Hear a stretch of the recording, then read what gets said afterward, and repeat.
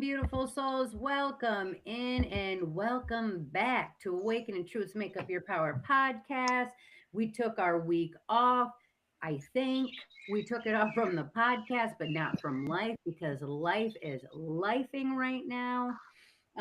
So I am your host, Nicole, with my sidekick host, Tina and Stephanie here today, who will probably be trying to reel me back in because I'm kind of all over the place this morning.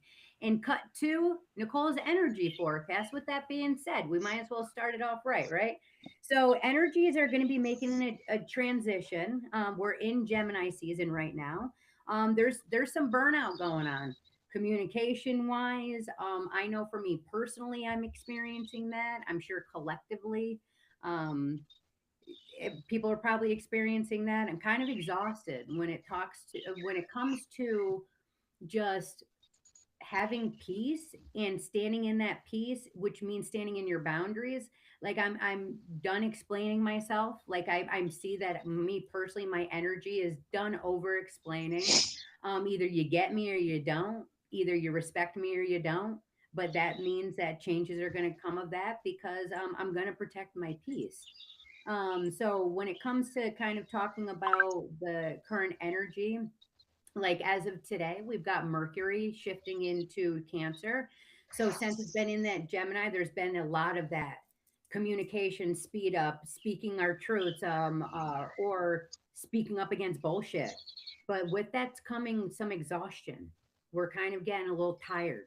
So shifting into Cancer season is going to be kind of nice because it's going to be more comforting. It's going to be more family oriented. When I feel and talk about Cancer, even right now, I just feel a warm hug. Because it's like the mother, it's the moon. So keeping in mind, being mindful about nervous system regulating, because our emotions are going to be kind of there. They can be kind of on our sleeve. They can be kind of a little more exposed with this energy. But we also have an opportunity to be a little softer, speaking more from the heart.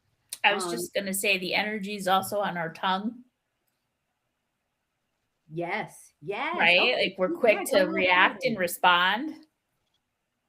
I like that. Carry that tune a little further. I want to go a little deeper into that, T. I kind of like where you were going. Well, just as you were talking about the different energies that people are experiencing, you're experiencing and boundaries. I mean, one of the things that's hardest for me sometimes is if I'm not grounded, I have to pay attention to what wants to come out of my mouth. And a lot of times it's all of a sudden just like closing my mouth and moving my tongue around in different directions so I'm not trying to talk. And I'm allowing myself that space to kind of center myself. So the tongue could actually be another delivery method of emotions because you're Huh. speaking what you want to say and you might want to step back and reevaluate. Right. Be a little more nurturing with how you're In because that sense, what'd you say? I was saying in that sense too, Tina, for me, it's my face. A I facial can hold my tongue, but it Oh yeah. Yeah, I've been told, Tina, don't go off yeah, camera. Go off Yeah. camera, Tina. You're when I was working, yep, go off exactly. camera. You are speaking very loudly right now. Yeah, like my face is very animated. Can be, and I get that from my father and being Italian, like very animated. But what I'm noticing, especially with this blue moon and with current situation dynamics that I just experienced, was instead of being reactionary, which I'm glad that we get out to the property and we've been getting out to nature, because I like to see how you said about if you're not grounding, you can catch yourself speaking more maybe erratic or reactive rather than responsive and really observing. And I'm grateful for getting so grounded as Stephanie is today. For any of the viewers or listeners, she is very much in nature. So if you're hearing birds, soak that all in, because I myself am like reaching for that nature. But getting grounding super important because a lot of people, you can almost see when they're not grounded because of how they're showing up in their communication. Very reactionary, very like out of nowhere almost, it seems like. But I don't know if you guys have been noticing, but in life, we're seeing a lot more breadcrumbs. Like I was saying in a current experience, that we just had a very macro moment happen in our lives. But I was sharing with Tina too, and a little bit with Stephanie, that there were micro moments like breadcrumbs that were leading up to this macro experience of, and I won't say confrontation, I'll say an opportunity, an experience that we had to really show our boundaries and respect for ourselves in the situation and honoring that. So it's almost like we're being shown a lot of what can seem like it's hectic and overwhelming and kind of like what is going on. But when we're stepping into that more grounded and observation mode, we're kind of almost stepping out of survival mode, right? And kind of seeing what's really kind of trying to unfold and finding the opportunity in it. And that might look like who or what is going to continue to be in our energy and in our lives, and who for now may be better off somewhere else if they're not influencing in our lives in a way that is conducive. Like that almost made me reflect to both of you guys and kind of experiences that you guys were sharing more recent. So it's almost like it is unfolding collectively as well, which leads us into what our topic is today, and that is, who are you beneath survival mode? And I think that's really reigning true with the current energies that we're experiencing, is that we can be uh, a warrior and still be softer about it. Does that make sense? Like, am I Yeah. throwing the words out there right? Yeah, I think I think I've been in survival mode for about 5 years, probably coming out of it now. Um but it always felt like it was a part of me that existed before the world taught me how to show up, how to brace, how to not even like perform, but like I was stuck in a space of, and again, the identity shifting I think plays into that, is that you all of a sudden just don't know who you are anymore and how you're supposed to react, how you're supposed to act, whatever it is. But when I think of survival mode in this space, Nicole and Stephanie, I've given it some thought. I feel like it's more of a strategy. I feel like survival mode becomes more of a strategy because it's not an identity. It does not define who we are, but it's a way in which we've kind of plotted in our head how we're going to make that next move. So Nicole, with those breadcrumbs, you're feeling that sense and you're like, all right, so what am I going to do tonight? Like you've already started to create that strategy in your head. And Hmm. that's kind of where my mind went to when I started thinking a little bit about survival mode.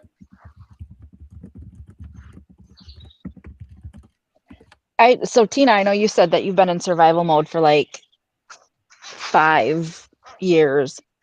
I think I've been in survival mode since just about the time before I met Nicole's dad. And Nicole, you know how your dad is. It's, everything was extreme, everything was the worst, everything was, the most serious it had ever been. And then even after we divorced, it was survival mode of raising 3 kids on my own and trying to find myself. So it wasn't until probably about 10 years ago that I got out of survival mode when I met my current husband. And even then, to a point, I was still in it. And there were still moments within these last 10, 11 years that I have been in survival mode based on what was going on in my life, like, losing my friend and, just finding myself in that survival mode and like, just how do I get out of this? Yeah. And I think that's But back in those days when I was with her dad, sorry. Go ahead. It's that back in those days when I was, with her dad, and after I left her dad, it was, I let that survival mode define me. Like you said, it's not an identity, but to me, I was this Spitfire Mexican, that I was this badass. I was, and, just trying to get out of all of that. Well, and I think it's because when we're in survival mode, we're not actually living, we're managing. we're like trying to Yep. manage a situation, a life, a story, something, so that we could be prepared for the next move. Like it's like a chessboard, right? There's a lot Yeah. in that space of survival mode that people really, I think, associate and define differently. But when we get stuck in it, and I'm glad, you're on that other side of it too, I think it becomes a more of a, I'm going to use the word awakening, but it's not meant in the spiritual space in this conversation, Nicole. It's more about the awakening of like just being able to see what's around me and what I've allowed in and what I've kept out. Because when I was in survival mode, I let the bad shit in and let the good stuff out, right? So I had to figure out how to kind of recreate that vicious cycle. Mhm. Stepping into observation mode. I feel like in order to step out of survival mode, you must step into observation mode. And I think that Hmm. rings true. I believe anybody can totally relate to that, but it's understandable. These survival techniques that we picked up, they were needed and warranted at those times. And now I believe that what we're doing collectively and individually is we're now being like, okay, I think it's time I can put this down. You get what I'm saying? Like this has worked for that point, but I don't need it much longer. And I believe that even for women as a whole, um, we also stepped into survival mode over these past, I would say, honestly, like COVID was a big one. COVID really shifted, I believe, a lot of women from the dynamics of the stay at home mom or the you know uh doing all the taking care of the kids, doing all these things, because I believe that when that happened and the job force shifted and that whole dynamic shifted, women kind of shifted, and because then we were uh put into this house with this person full time that was once working, and they had their own routine, they had their own roles, and then we were kind of blending them together under fear-based structures that were creating survival mode type things, right? To where I believe that the woman was like, well, I need more independence, whether it was from because I'm still doing all of these chores, taking care of the kids, doing all these said things, but I'm not seeing that maybe my partner's now doing those things now that the job force is shifting. Does that make sense? So what I noticed was that big shift of women kind of taking on more of the entrepreneurial role, thinking outside of the box and what work looked like. But with that, took on more survival of I'll take care of it. I can take care of it. I can handle it. I don't need no man, or I don't need this person. I can do it all myself, kind of. And I believe because I know I picked that up on my own, was that, I can do it. I can do it. I can do it. I can do it. And I Well, believe, and I like how you shared, Stephanie, how you were in survival mode for all this time. And then when you got with your current husband, you started to be able to soften. And I was able to reflect as you were sharing, because I saw for myself that same comparison of once my husband came home and um, we both started realizing how much we were living in survival mode individually, that we needed to really kind of face the fact of where we weren't providing safety for each other to be softer, to be vulnerable, to be able to kind of, break down those survival hard exterior things. Um, and I think that with that being said, it allowed to step into observation and out of survival. I know for me as an individual, um, to where even when a dynamic is now occurring, we're able to see those people are really in survival mode because they're really holding on to this thought process.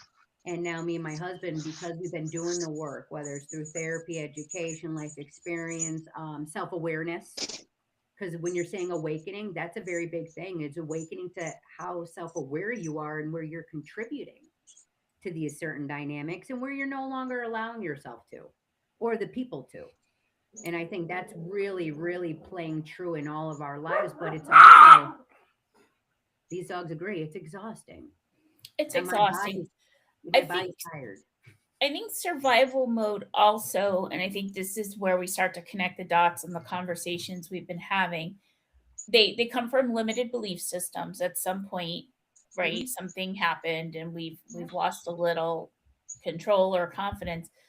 And then I also think that people pleasing really puts us into survival mode because you're Yup. losing that Mhm. identity, right? You just want to make everybody happy. Like you just want to find a way to get everybody to just be okay while you're out there just trying to figure out how to wake up in the morning. Yeah. And not pleasing yourself. When we Right. are people pleasing, then that means that we are evading something within ourselves that needs some exploring and some real eyes on. And I think that for me yesterday, I came to a place where I was like, I have people pleased enough. I have showed who I am long enough. You know me or you don't know me. And that's where I think I just sat more back and got into observation mode and just stood in my truth. And I think there's something real beautiful in that unfolding for all of us, because uh, we've already survived it.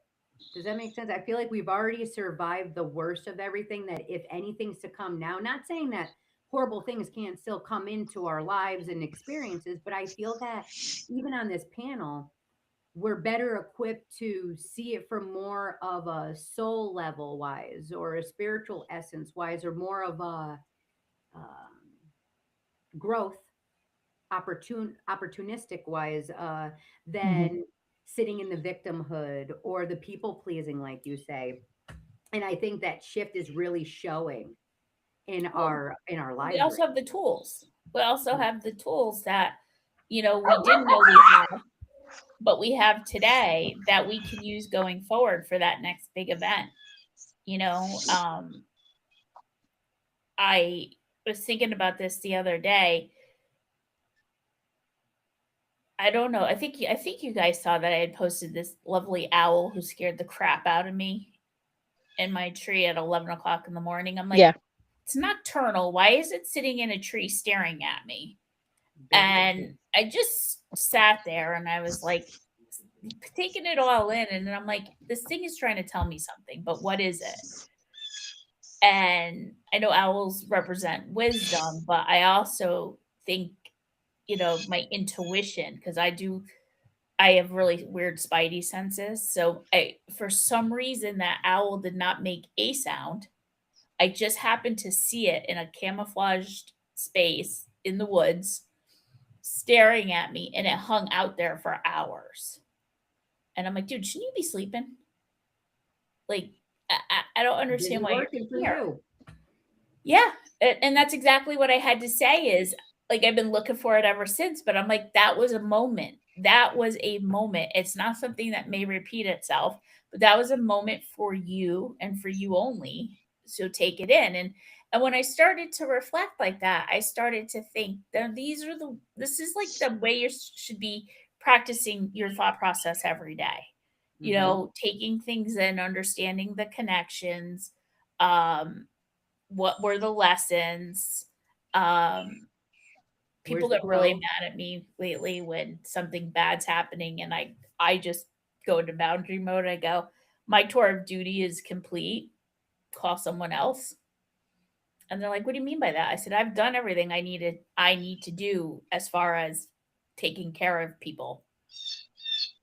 It's up to you now. Not my problem. My two problems are gone, and like I did what I had to for them. My tour of duty is done. Good luck, and let me know if you need any advice. Absolutely, because otherwise you enable, it's almost like you end up intercepting in the lesson for the other person. Yeah. Or you know what I mean? And I think that's really huge too in the people pleasing factor of understanding is that you realize now that if you keep trying to help them every step of the way, then you're actually hurting them more than helping them because they're not going to be able to evolve through the said situation or lesson that they're going through if we're intervening the entire time by trying to people please or not help them find their own self-awareness or what are they feeling and experiencing or what are they allowing and not allowing if we're just constantly like I got it for you, I'll take care of it for you. We can be tools, we can provide tools, but I mean you could put a bucket to the water, it's going to be up to them to drink it, kind of Yeah, a. and Mhm. it's also we handle things differently, right? So my way is not necessarily going to be what works for Stephanie or for you. I could offer you, scenarios in which I had to handle things, but ultimately, if you can keep yourself out of survival mode, you will find those tools to be able to quiet that voice, to slow your pace, right? Um, being able to get grounded, looking for those connections. You all of a sudden start to come alive. Mhm. It's like you become alive again. And that's all just hidden behind that surface of survival mode. Oh yeah. Boundaries and self-awareness. I mean, boundaries are a huge one in being able to step out of survival mode too.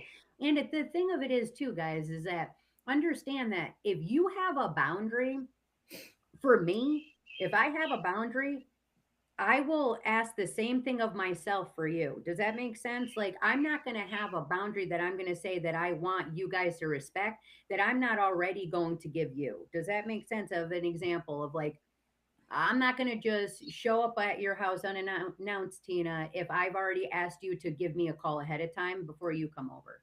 Do you see my example there? That's what I mean about boundaries.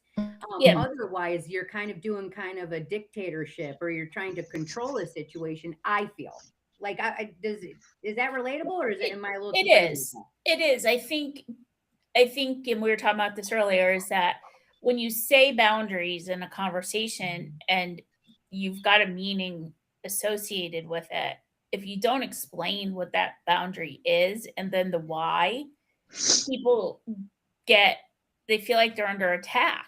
But it's really not about that person. It's you're just bringing forward, here's my boundary. I'm going to say no because of X, Y, and Z. And that's how I got here. And that's why I have the boundary. But if you don't do that and you don't have those conversations, people get really defensive and they're like, what do you mean boundary? What do you mean you have boundaries now?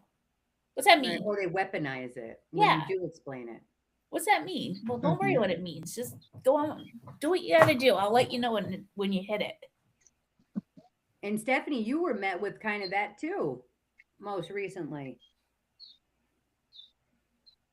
She hands Yeah, yeah, definitely. It was, the hardest boundary to set is with family, I think, because it, Nicole, um, because they're family, and you're supposed to be there for family. And, I found a lot of walking on eggshells for family to keep the peace and save face. And so when that's been done forever, your whole life, then when you finally set that boundary, um, it's hard.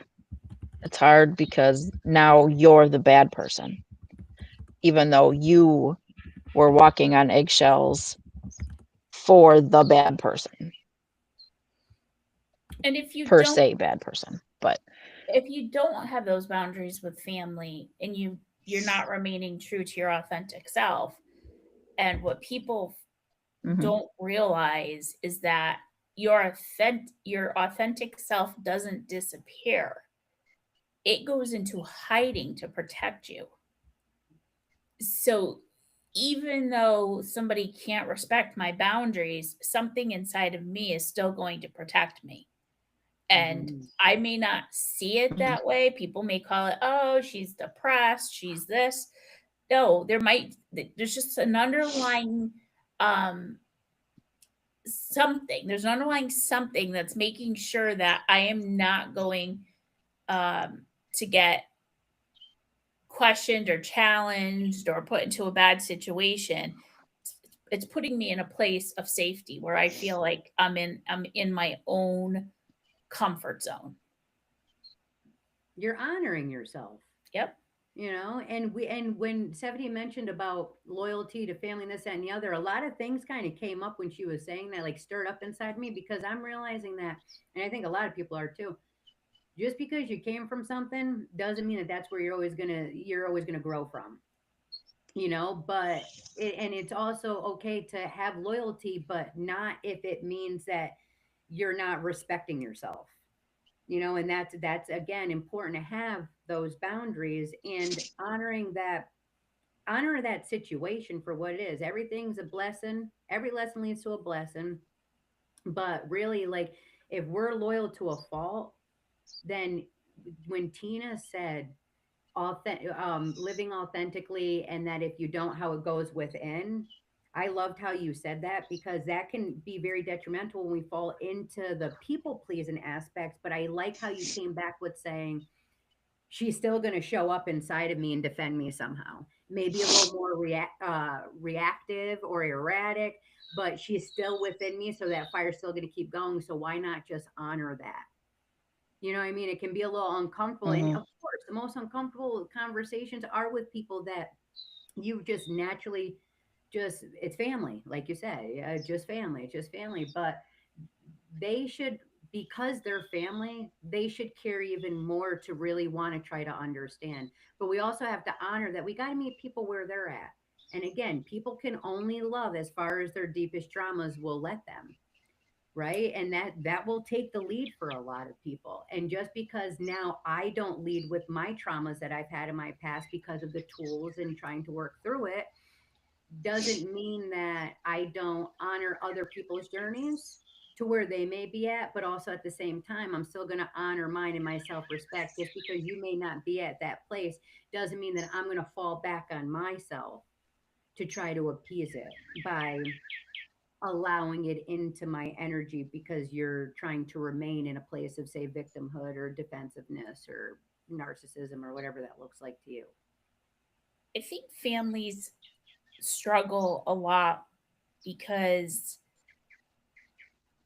I think that the definition of family has changed so much over the years. Hmm.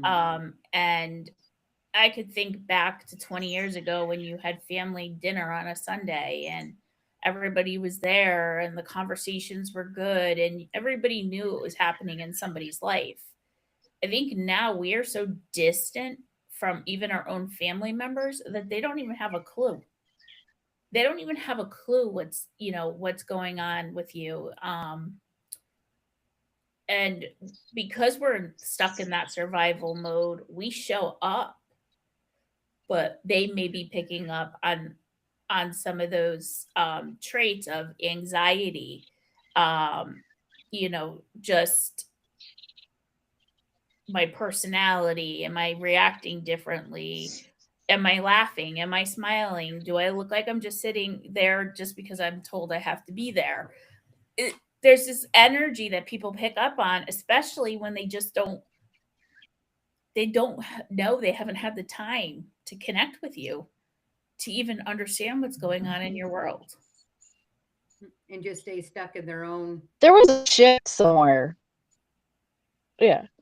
There was a shift somewhere where we became such a family oriented society to now just a selfish me society. And I think that's part of it too, Tina, is that everybody's all about themselves and not caring about other people. Yeah, I think so. I think that's just been a divide. I don't know what to call it, but it's It's it's a just not. generational shifts, I think, because like Yeah. my upbringing was like always Hmm. the mother, the father, the children, the family. My experience, however, was never that. Does that make sense? So my experience was more evolved out of, well, lost my mother one first thing, so she was already out, so that experience is done. Lost my father second thing, so he was already out. Now we're going to go into this family that's already having their experience. So I think what's also happened there is that a lot of more people are starting to identify more with, say, step parents that came in, or father or mother figures over time that weren't blood, or even cousins or aunts, uncles, or friends. I think what started to happen is that dynamic that people were told was there, they didn't have that experience. And I think what happened for a while is that they turned completely away from it to try to fully understand. what it could look like that could work for the individual. And I think to play too with what you were saying, Stephanie, about being the selfish part, I think that's where that dynamic kind of shifted and went then into internal, because we went through the numbing stages of, well, I never got that family dynamic. I don't know how to handle it because we don't talk about it. We just numb it. We just act like it's fine. We move forward.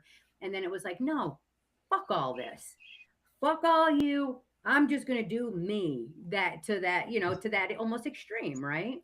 To then figure that out and break that down and understand. And I think now as a society, Mhm. what we're doing is now we're coming back to, what does community look like, rather than just said the blood family.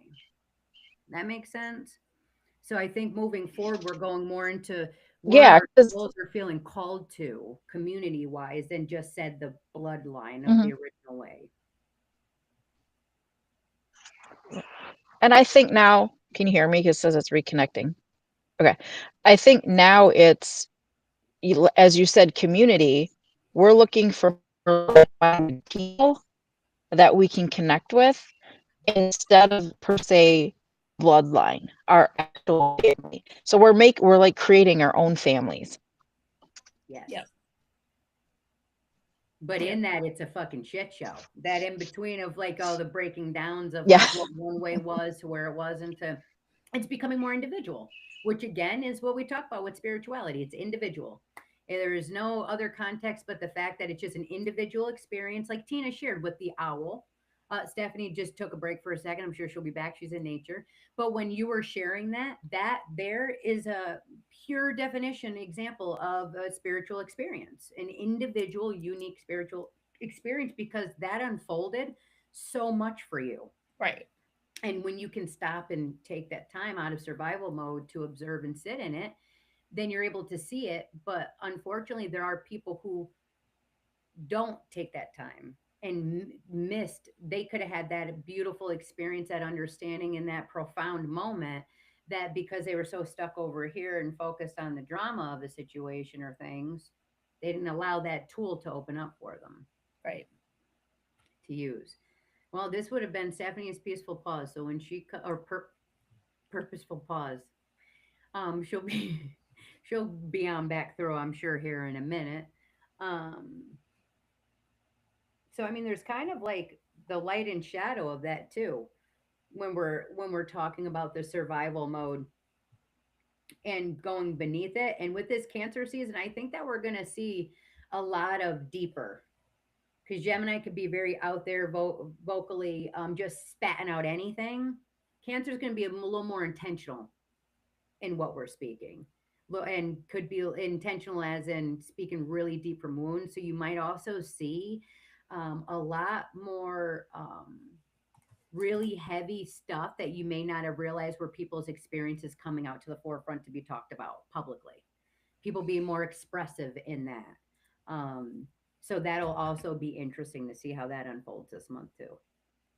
And I think, there's a way to build a bridge between being in um being in a place in which you feel like you have to protect yourself. um you may not always know what the reason is, but something from your intuition is telling you to to be careful. I think when you can build a bridge between survival mode and coming back to reality, that also can help you find your survival mode should now become your safe space, right? That should become where you go, and you ultimately know that you can go there. You put yourself there for a reason, to allow that time for you to absorb what's going on, what are you feeling, how do you want to move or react to this. um if you can build that bridge, then you can really reconnect with your authentic self, like going back into that conversation about, my authentic self is going to put up this defense or put me in this certain space because it's going to protect me. If I know that and I go into my safe space and I just trust that, if I notice what's about to happen, right? Those breadcrumbs you talked about earlier. you feel like something's coming up, but I need to now think to myself, what am I protecting myself from now? um Allowing yourself to ask for help, um finding that individual that you can have a conversation with that is allowing you to tell your truth, right? Without And weaponizing do it. it without judgment. Hmm. And just, I mean, one person at a time. Your table needs to be kept small. Like, your Yeah. circle needs to be kept small, because once you start to allow more people in, you are going to lose yourself in that space. And not only because you brought in more people, but because you don't know who in that group is really true to you. Are your people. Yep. Yeah. Yep. Man, you articulated that so well. I love the way that you have brought such a light to the understanding of the authentic self with the survival. It just such a different verb. I don't know, the way that you say it just hitting me in such a really good way of understanding, because our inner selves are always going to know, but take a beat. The biggest thing is take a beat. In a world that asks you to just go without even thinking twice, think twice. Sit with it. What are you feeling in your body? Really checking in with your body too. I had a situation last week where I got hit where I thought I was just gonna like black out. I just like sugar was off or and all kinds of stuff, and I just, and this sounds a little off, but it's back to the fact of I checked in with myself. My heart's beating. What am I feeling in my body? My arms, my hands are here, my legs are here. Like, what's racing through? What are the beliefs that are kind of running rampant right now? Let's kind of just honor and acknowledge. Um, I know that for me, for my sobriety, for how I approach everything in life now, and it's still a daily moment to moment practice, is knowing who you can turn to talk to, and that's less than, that is less than what's on the fingers on my hand, and that's okay. But knowing that those people, no matter what, won't weaponize, will be honest and transparent, and will hold you accountable. Because I mean, Right. that accountability is important too. If we don't have, say, people to bounce off things to, that are really there because they choose to be, and not to honor it, and not because they want to weaponize it, or be calculating with it, is gigantic in how we show up in a lot of our situations. But if, say, for right now, you may not have that, taking a beat, taking a second, if maybe you might not have those people around you in your environment, stepping back altogether and really seeing what is it that I need, where is it that I'm stepping into these survival moments, who are the people that I'm seeing I need to be more on defense with, because you might need to just step away from that for a bit, and that's okay. Even if people start trying to force you to try to hurry up and do something, those are the people you need to kind of step back from, because Yeah. anything that is real for you will allow you to take a second. Well, in the coaching space, I usually say to people, you need an accountability partner. Hmm. So just find that one person that that you can trust, knows that whatever you're about to say or what you've done is not going to be judged, but you Hmm. become that accountability partner for them. So, and vice versa, so that when they see you start to go off track, they can kind of help you get back on the beaten path by pulling you aside and saying, "Hey, listen, last time I talked to you, this is what we talked about, and I kind of see you headed in that direction. How do I help you course correct? How do I help you get back onto um, the right path? What's that look like for you?" So the accountability partner really does play a really important role um, in your ability to have that moment of vulnerability, Hmm. but also know that somebody's going to quickly put you back where you need to be. Yeah, unapologetically. But and having that accountability helps you to safely step out of survival mode too. So Right. again, another tool that you can use to help in your arsenal of life. Right. Really.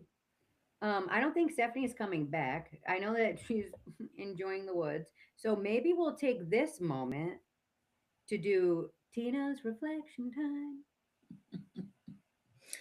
All right. Okay.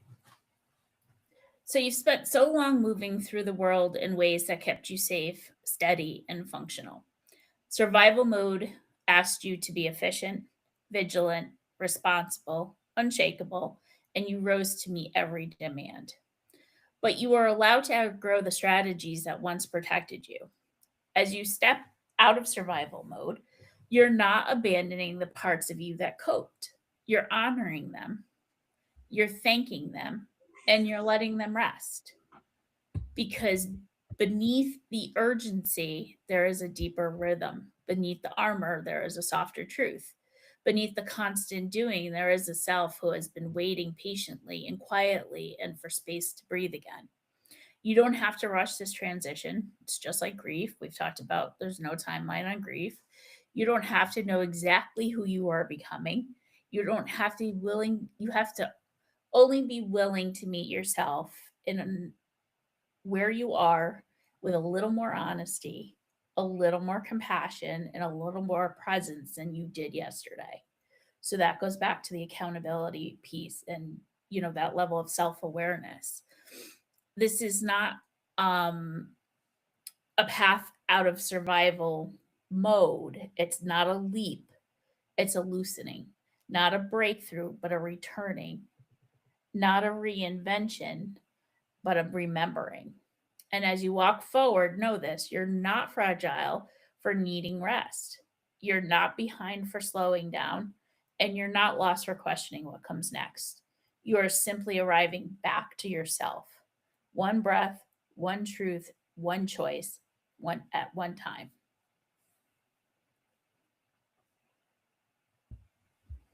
I love that because life can really, something can happen in your life, and I can speak true to this because I've done it, that can throw your whole day off kilter. You know what I mean? One wrong thing, one sad thing, one angry thing.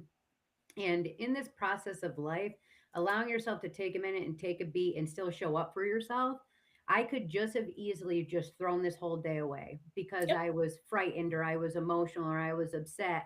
And I'm glad that I still leaned on my cousin beforehand, leaned on my husband beforehand, even leaned on Stephanie when her service was working. But the point was saying that that was my way of trying to hold myself accountable because I could see that there were parts of me that wanted to go hide and just say, no, I don't want to deal with this today.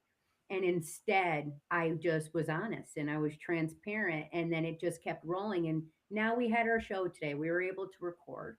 I feel much better in the way that it was processed and talked through. And this is just so you guys know what we're talking about is very lived in and personal for ourselves. We're not just kind of like picking a topic and just trying to make it land. We're trying to talk about real lived in opportunities and experiences that we are currently or ever evolving through. So then that way it can hopefully be a sounding board or a safe space for you on your journey that you're going through, your unique individual journey. And to just as a reminder, it's so easy to shut out the world and say, no, not today, but just don't do it to yourself. Be there for yourself, even in the hard moments when you don't want to look at it because there's always a moment of relief that will come when you get through that turmoil. Just like a diamond, it don't pop unless there's pressure that comes from it first. Give yourself a little grace. Man, all day, every day. It's all you can do, guys. That's it. That's all we got. Oh my God, 70's back. I was just about to say. And this right here shows you accountability and one that will not give up right here as we're about to close the show out. Here she is, everybody. It was weird because I was watching you guys talk and you're like, Stephanie hasn't come back. And I'm like, what are you talking about? I see myself on the screen. I hear you guys. But apparently I wasn't showing on your end. Good thing we didn't say anything bad. That's fun. No bubble.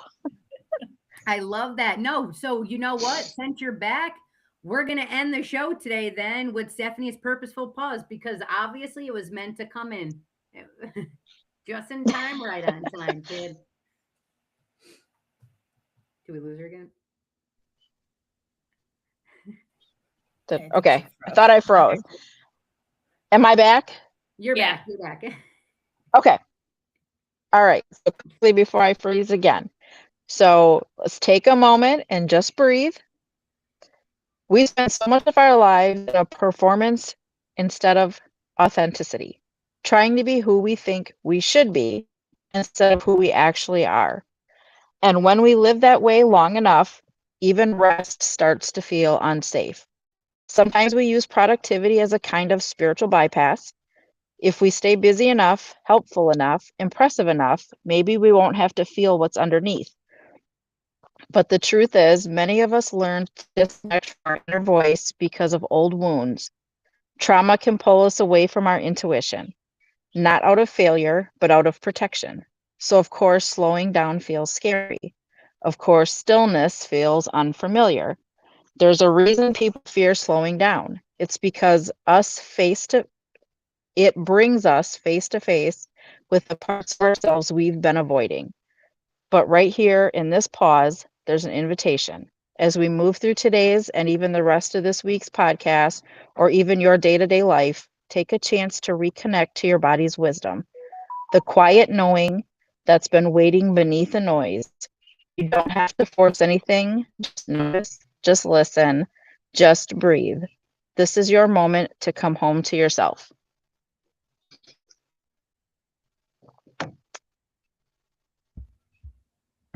Heck yes. Bravo to us for Love showing it. up today, even when life is throwing challenges. Okay. Good job, Steph. Just keep talking.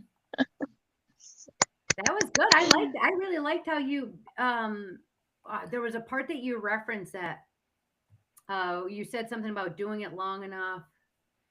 I don't know, and I loved it. Like this is what I mean about showing up, guys. When you show up instead of hiding, there's always going to be magical nuggets that will kind of help bring some clarity to what you may be hiding from or not or wanting to avoid. And this right here is a beautiful example of when you can show up and face your day even when you don't want to. It's no different than going through the turbulence instead of pulling back, pushing yourself all the way through so you can pop out the other side. Because now I feel like for the rest of my day, whatever challenges or experiences that may come up, that I'm more prepared, I'm more equipped, and I'm more in the understanding that, I don't have to be in survival mode, that boundaries are okay because they're for me and for the other people as well.